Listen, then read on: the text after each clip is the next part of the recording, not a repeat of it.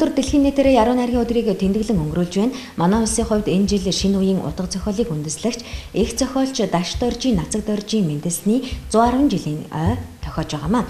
Дэлхийн яруу найргийн өдрийг тохиолдуулан Нацаг Доржийн нэрэмжит утга зохиол нийгмийн ажилтны дээд сургуулийн хамт олон их зохиолчийн хөшөөнд хүндэтгэл үзүүлэн цэцэг өргөжээ. Дэлхийн яруу найргийн өдрийг тохиолдуулан Нацаг Доржийн нэрэмжит утга зохиол нийгмийн ажилтны дээд сургуулийн хамт олон 2015 оны 3 дугаар сарын 21-нд их зохиолчийн хөшөөнд цэцэг өргөж хүндэтгэл үзүүлжээ.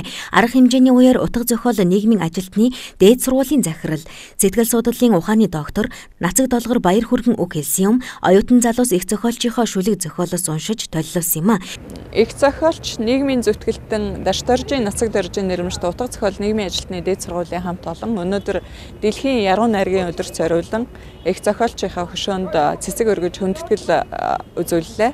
Манай сургуулийн төгсөгчдөөс болвол энэ жилийн хувьд их зохиолч Нацаг Доржийн 110 жилийн ойд зориулж бас бэлэгтэй байгаа гэдгийг бол энэ даршрамд дуулгахтай их таатай байна.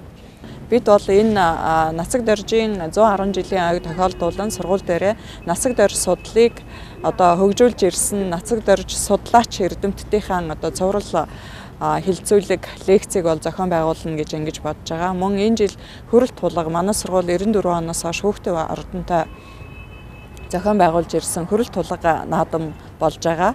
Саяхан түрүүчийн 7 хоногт бол бид нар дүүргээс шалгарсан хүүхдүүдийг оролцуулсан нийслэлийн хөрөлт тулгын наадмыг зохион байгуулсан байгаа.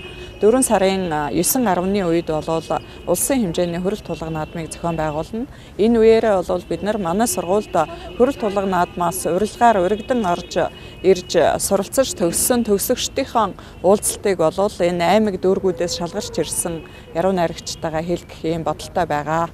Энэхүү дэлхийн яруу найргийн өдрийг жил бүрийн 3 дугаар сарын 21-нд дэлхийн өнцөг булан бүрт уншигчид зохиолчдын баяр болгон хүн төрөлхтний оюун сэтгэлгээний дархлаа болсон сонгомол яруу найргийг уншиж уншлага баяр болгон тэмдэглэдэг уламжлалтай. Манай улсын хувьд ч энэхүү баярын өдрийг цомхон хүрээнд тэмдэглэдэг юм. Их зохиолч нийгмийн зүтгэлтэн Нацаг Доржийн Мэндэлсний 110 жилийн ой энэ жил тохиож байгаагаараа онцлогтоон дээр дэлхийн яруу найргийн өдрийг мөн даширлуулан тэмдэглэж шинэ үеийн утга зохиолыг үндэслэгчдийн хөшөөнд хүндэтгэл үзүүллээ.